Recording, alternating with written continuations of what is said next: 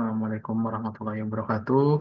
Saya Nano Kartono, salah satu peserta PMO Menengah Provinsi Jawa Barat yang dalam kesempatan ini akan menyampaikan tentang analisis SWOT IG daerah Kabupaten Garut.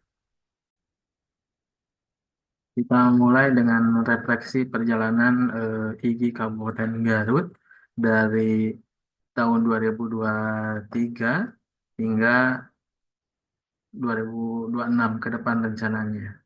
Dan ini salah satunya adalah kondisi ideal IG, dilatar belakangnya dengan kondisi ideal IG, kondisi nyata IG Garut sekarang seperti apa, potensi daerah yang dimiliki Garut, dan pentingnya peta jalan untuk pengembangan IG Garut ke depan. Ini salah satu dasar hukum IG yang ada di Indonesia dari 2009, dan ini yang terbaru 2021 dengan ketua umumnya adalah Pak Danang. Nah, kaitan erat dengan tugas analisis SWOT dari IG daerah, kita juga refleksikan dari visi IG pusat, IG daerah yang mana intinya adalah membangun profesi eh, yang bisa beradaptasi, berinovasi, progresif, dan bersinergi dengan organisasi profesi lainnya. Dan adapun visi IG Garut juga sama mengadopsi dari visi IG pusat, juga visi yang ada di ADRT. Ini profil singkat IG Garut yang lahir 2016 dengan perjuangannya dari publik umum, tempat-tempat kegiatan umum seperti masjid, sekolah-sekolah, madrasah, hotel sekali-kali. Kalau ada eh, dananya, gitu ya, ada peluang dananya. Dan kita juga pernah menjadi finalis 2021 dalam apresiasi pengurus daerah. Ini salah satu rekam jejak IG Garut, generasi ke-1 2016 sampai 2020 oleh Bapak Sukanda, proses pengembangan IG. Kemudian generasi keduanya adalah saya, Nono Kartono, yang mana kita sudah berjalan eh, tahun ketiga sekarang ya, tahun ketiga. Mudah-mudahan bisa lebih bagus lagi, lebih meningkat lagi dari perjalanan IG di Garut. Yang mana kita juga ikut berkontribusi di eh, kegiatan-kegiatan wilayah maupun nasional. Bahkan eh, kita juga ikut nulis antologi di Serba-Serbi IG ya. Nah, ini salah satu tugas yang luar biasa tentang analisis SWOT gitu ya. Di mana di IG Garut ini banyak, ada 42 kecamatan gitu ya. Dan ini nanti kita akan coba bedah di analisis SWOT yang telah saya buat gitu ya.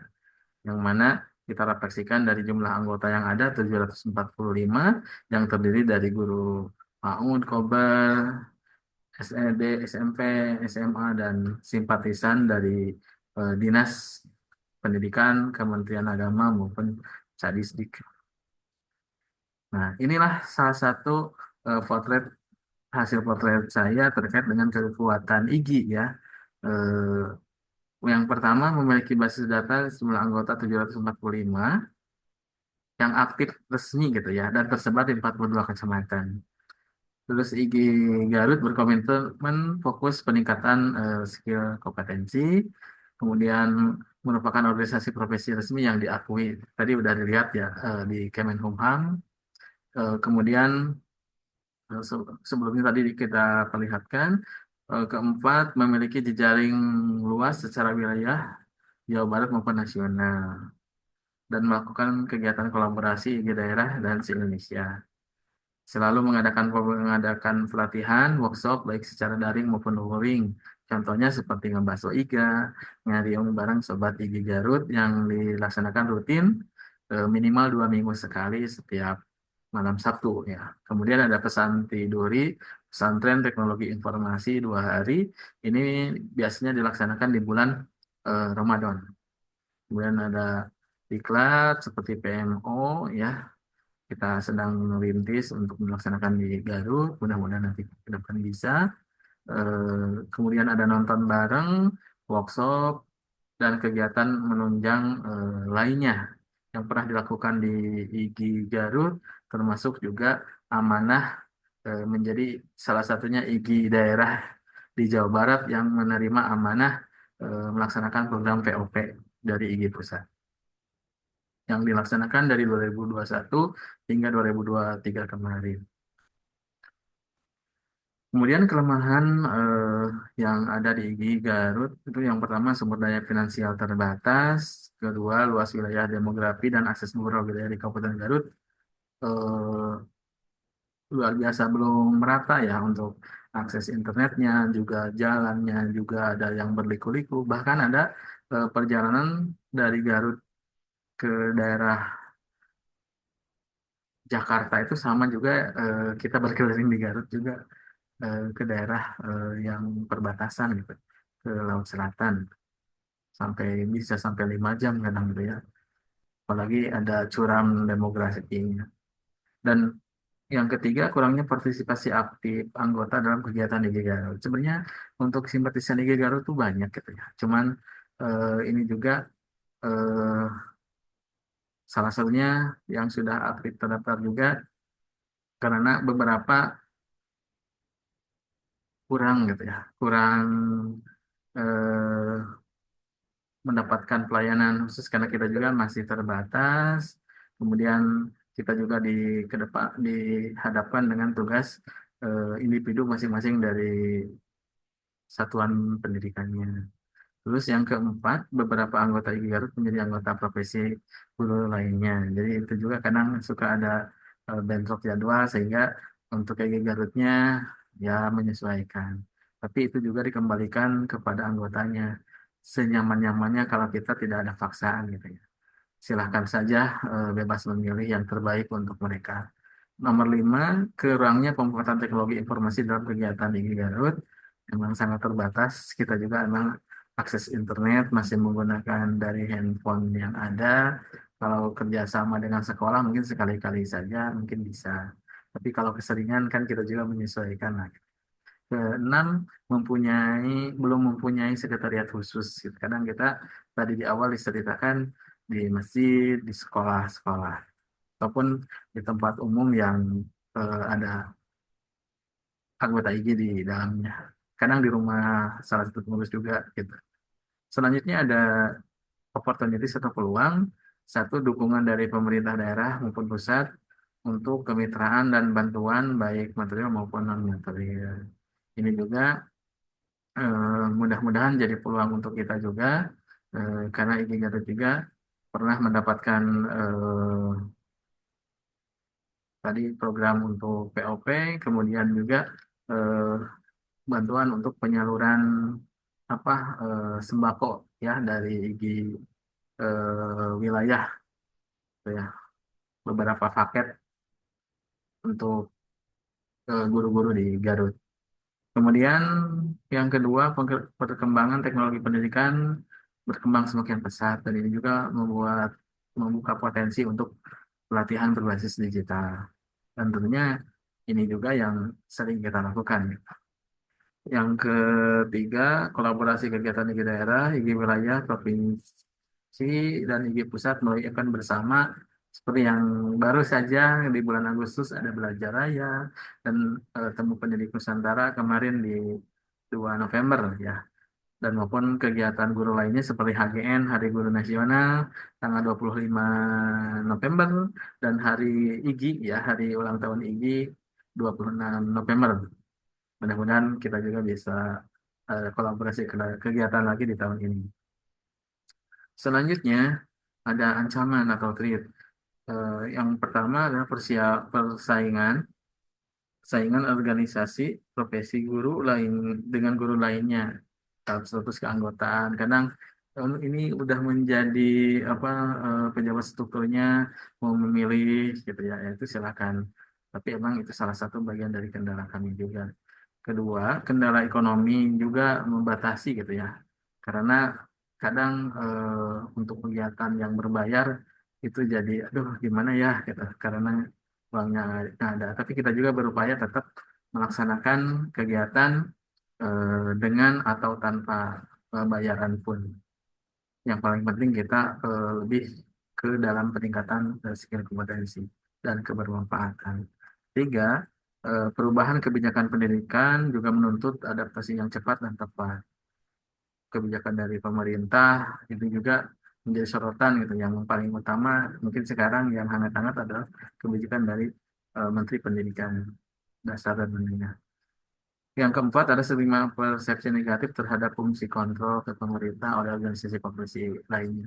Kadang ada yang mencibir ke IG Garut tuh perannya di mana nih gitu untuk kontrol ke pemerintah daerah. Nah tentunya kita peranan kita tidak langsung dengan demo, tapi demonya adalah dengan karya yang bisa kita berikan dalam rangka peningkatan skill kompetensi kita.